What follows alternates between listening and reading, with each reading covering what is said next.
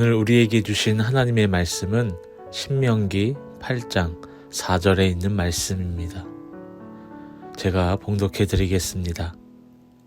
이 40년 동안에 내 의복이 헤어지지 아니하였고 내 발이 부르트지 아니하였느니라. 아멘. 태국에서 있었던 일입니다.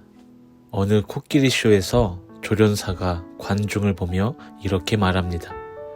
코끼리를 눈물 흘리게 하는 사람에게 내가 1,000,000원을 주겠소. 그때 한국에서 태국 여행을 온 목사님 한 분이 내가 한번 해보겠소 하며 코끼리에게 다가갔습니다. 목사님은 지난날 개척교회 시절에 힘들고 어려웠던 이야기를 눈물을 흘리며 코끼리에게 말했더니 그 이야기를 들은 코끼리가 그만 눈물을 흘리고 말았습니다. 당황한 조련사가 다시 한번 이렇게 말합니다. 코끼리 아빠를 들게 하는 것은 절대로 할 수 없을 거요.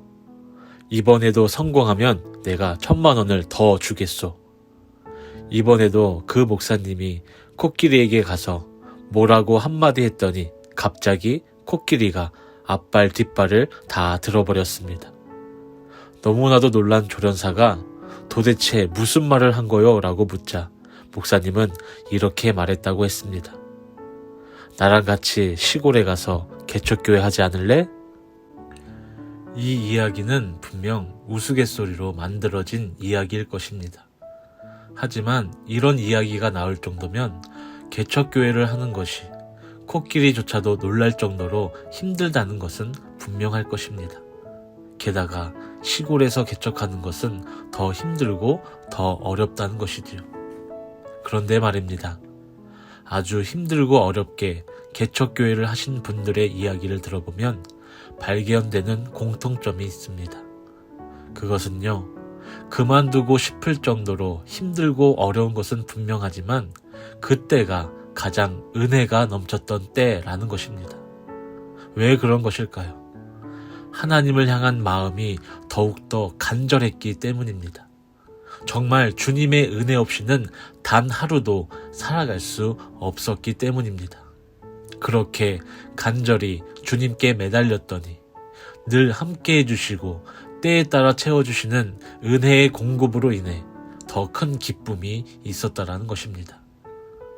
오늘 우리에게 주신 말씀에 40년 동안에 내 의복이 헤어지지 아니하였고 내 발이 부르트지 아니하였느니라 라고 기록하고 있습니다.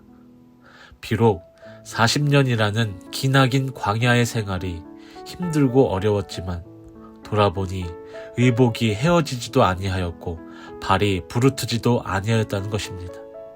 하나님께만 매달릴 수밖에 없었었고 주님의 은혜로 채워주시는 공급에 따라 부족함이 없었기 때문에 광야의 길을 걸을 수 있었던 것입니다.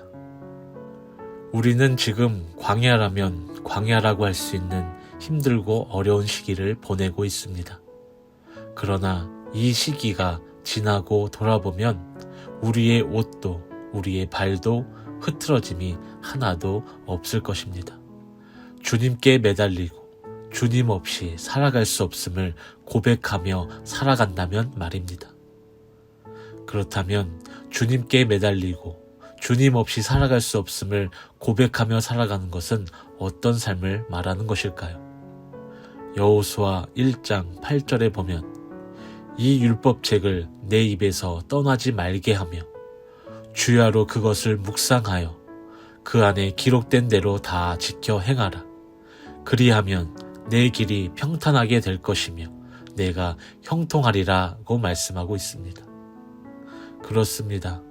하나님의 말씀을 붙들고 그 말씀을 가지고 삶으로 살아내는 것이 주님께 매달리는 삶이 되는 것입니다.